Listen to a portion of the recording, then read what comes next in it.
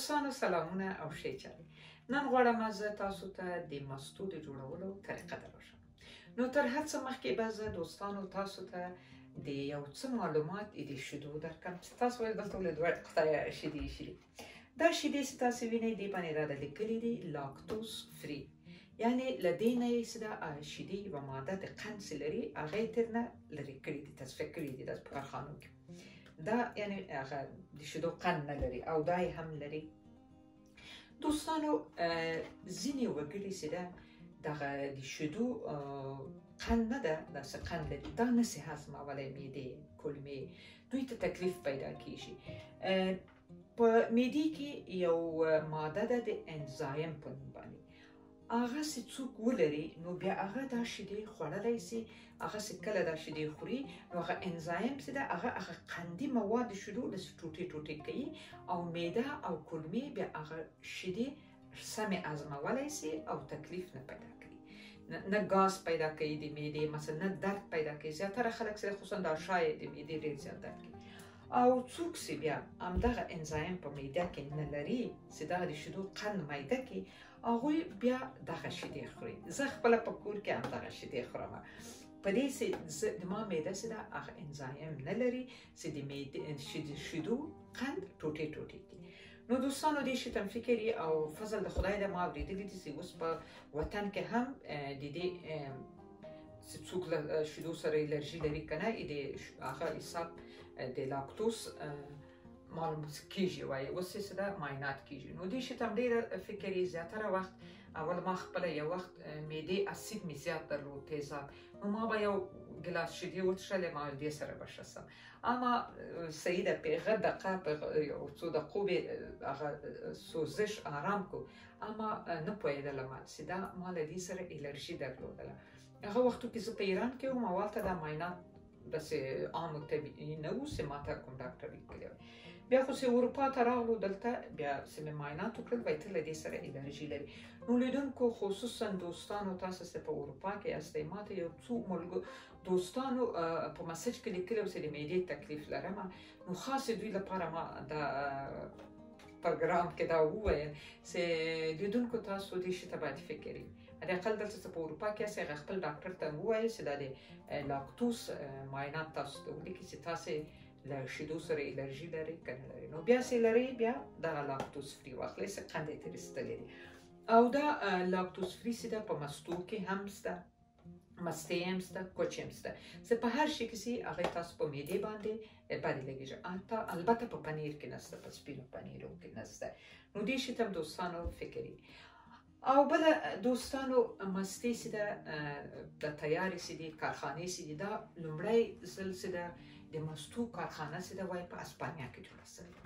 خو د خدای فضل ده اوس زموږ وطن هم د مستو تولیدات لري، کارخانې لرو، او ښه دا ده چې وطنداران هم خپله وطني تولیدات مستې استفاده وکړي. او په کور کې چې جوړوو هغه خو لا ډېرې زیاتې شي دي، هغه څنګه وایي خپله لاسه ګله لاسه د کور خواړه او د کور هر څه چې ده تر بهر نه ډېر فرق لري.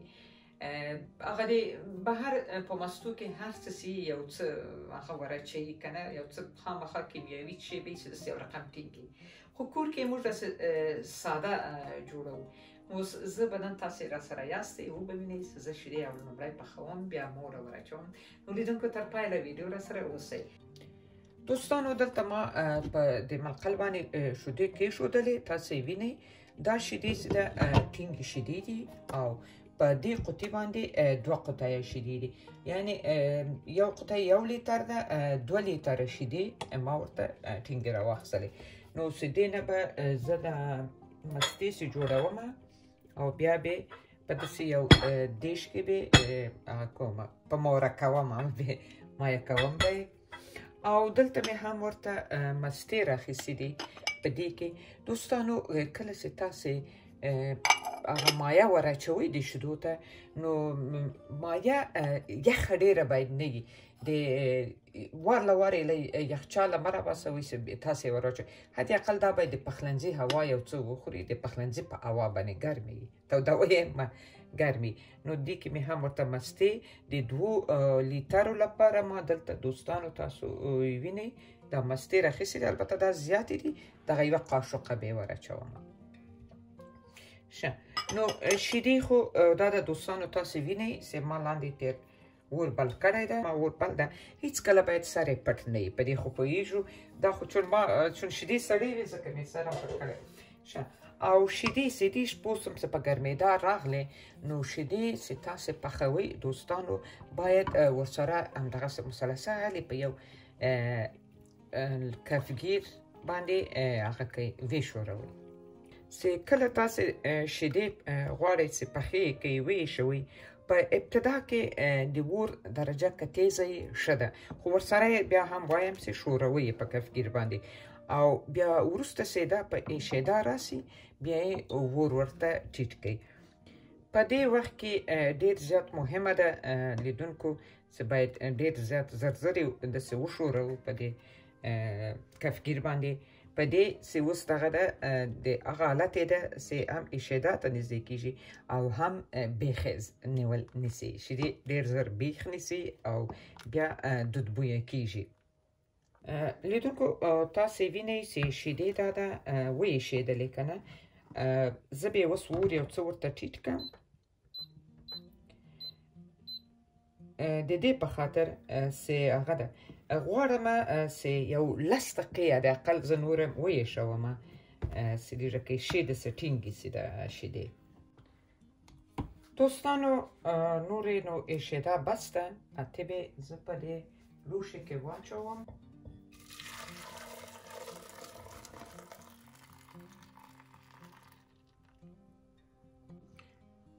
لیدونکو اوس په د شیدو باندې نیم ساعت تېر شو. دا هلته مې لاس ور وړم، ښه داسې برابر ګرمې دي، نه بیخي یخې دي او نه هم سرې دي. نو بیا هم د دې لپاره چې موږ دا مایه ور اچوو، څنګه باید پوه شو چې دا شیدې څنګه یي. یو خو هغه همیشه موږ اورېدلي دي، ما خپله په کور کې اورېدلي دي چې مورکۍ به مې راته ویل چې تړمې یې شیدې په هغه کوه مایه کوه. خو زه به تاسو ته یوه بله نوې طریقه در وښیم. هغه ده دوستانو دغه 5 ګوتو کې که نه دغه کوچنۍ ګوته چې ده دا ډېره اساسه وي. نو د دې لپاره البته ما لاس مینځلي دي، دا ګوته به موږ په دې شیدو کې یو دومره ونیسو چې تر 6 پورې حساب وکړو. نو چې وګورو چې په دغه 7 پورې سره رسېږو، دا ګوته هم چې ده داسې ګرمي ډېره که احساس وکړه، نو په دې وخت کې یعنې سوځي نه که نه، او نه ګوته یخه کېږي، یخه پاتې کېږي. نو دا هغه حالت ده چې شیدې اوس د مستو لپاره تیارې دي چې موږ مستې ځینې جوړې کړو. تاسې وګورئ دوستانو، زه یې تر 7 پورې حسابوم.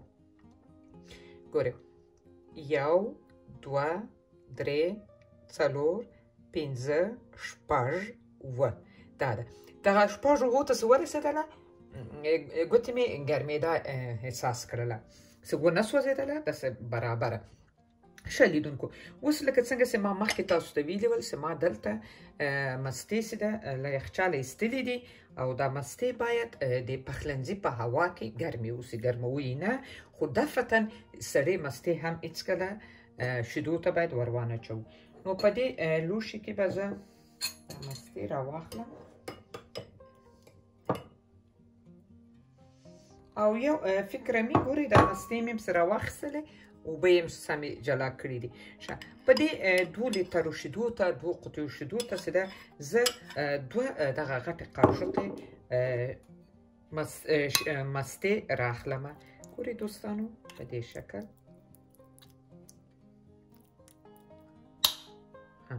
او اوس چې ده لږ څه هم دا شیدې ور اچوم. ګورئ شیدو چې ده یو څه پیروی هم نیولی ده که نه، او دا خو طبعا دا شیدې چې ده هغسې چې موږ ته رارسېږي لاس وارې، چا خبره تر ماشینو تېرېږي تصفیه کېږي، هغسې شیدې نو نه وي چې بیخي طبیعي د میشې او د غوا شیدې یي.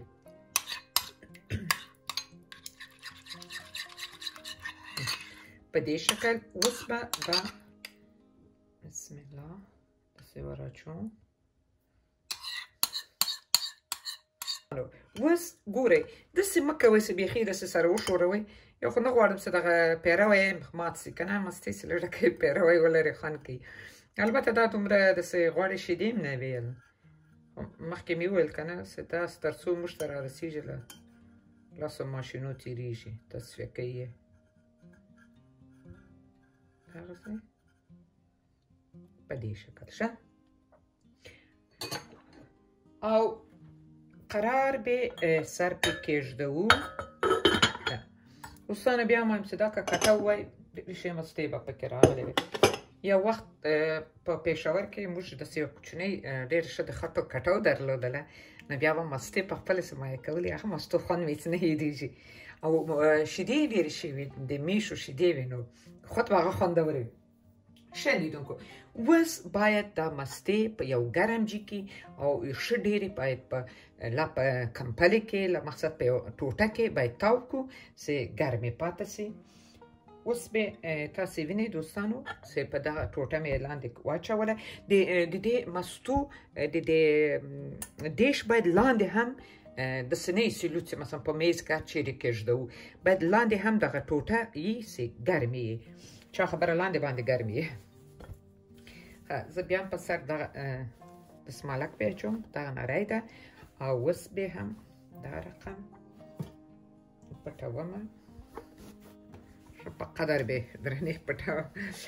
دوستانو که دغسې یو ټوټه ولرئ او لا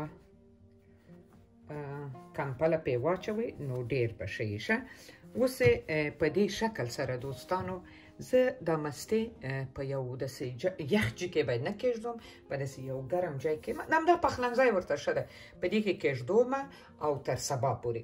سبا به دا مستې تیارې بیا به زه راسم تاسو ته په ویډیو کې به یې در وښوم او بیا بعد له هغه بیا وګورو چې بیا څه شي ورسره کوو چې څومره وخت نور غواړي چې دا مستې سي. بیا هم سلامونه دوستانو لیدونکو تاسو پرون ولید ما مستې په موره کړې او بیا مې په یوه ډبل کالي کې تاو کړې او په ګرم ځای کې مې کېښودې او وروسته له هغه نه بعد له یوې شپې نه ما دا مستې راواخیستلې ډېرې ښې په موره سوي وې. نو دا کله مې بیا چې کالی تېر نه لرې کړو بیا مې په یخچال کې تقریبا یو 4 ساعته پرېښودلې په یخچال کې مې کېښودې.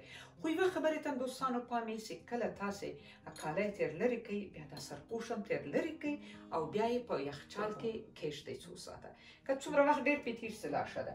او دوستانو دومره خوندورې کلکې مستې راغلې دي دومره کښلې راغلې دي چې باور وکړئ چې بې حده زیاته زړه مې نه پرې کېږي چې دا زه څنګه ماتې کړم.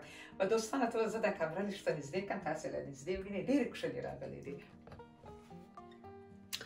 لیدونکو دا هم مستې تاسې ووینئ څومره کښلې کنډک راغلې دي ښه کلکې راغلې دي کنډک مې بالا دې ګورو اوس ماتې کړم. سر یې هم ښه قیماق لري پیروی. نو دوستانو وګورم چې څنګه دي دا مستې. بسم الله دا ده په دې شکل ده تاسې ورته وګورئ دوستانو ګورئ دا هم مستې. خو خبره دا ده دوستانو دلته که تاسې پام یې چې داسې راپورته کوم یې داسې یو رقم کش لري که نه. یوه خبره وکړم دوستانو چې دا مستې چې ده ما چې کومه دا موره ور اچولې ده هغه موره د تیارو مستو د بازار د مستو دي. ما ته یو وارې یو چا ویلي ول چې که ته له وطنه مستې راوغواړې د مورې لپاره ډېر به ښې. نو انشاءالله که کوم وخت لاړم دلته به د مورې لپاره راوړم بیا هغه مستې چې ده په دې شکل سره نه راځي. ښه دوستانو دا هم دا مستې او لیدونکو مستې لکه څنګه چې تاسو پوهیږئ ګټه ډېره زیاته لري. خو بیا هم که څوک غواړي چې تیار یې واخلي طبعا تیار یې هم اخلو که نه. نو بیا هم دغه رقم یو رقم یوناني مستې دي دلته په اروپا کې دا د ګریس پې لیکلي دي. ګریس البته په نرویژي کې یونان ته وایي. دا مستې چې ده بیا تر دې نورو د قوطیانو مستو نه ډېره زیاته شان لري پروتین ډېر زیات لري او دا ډېرې زیاتې د چا خبره اصلي مستې دي په دې قطي په مسو کې. البته قیمت هم ډېرې زیاتې دي، خو دا که څوک ورزشکاران دا واخلي ډېره زیاته شوه دینه استفاده وکړي. نو لیدونکو دا هم د ما د نن ورځې د مستو د جوړولو طریقې ویډیو خدای دې وکړي چې د تاسو خوښه شوي. تر بله پروګرامه مو په الله پاچا سپارم. خدای پامان.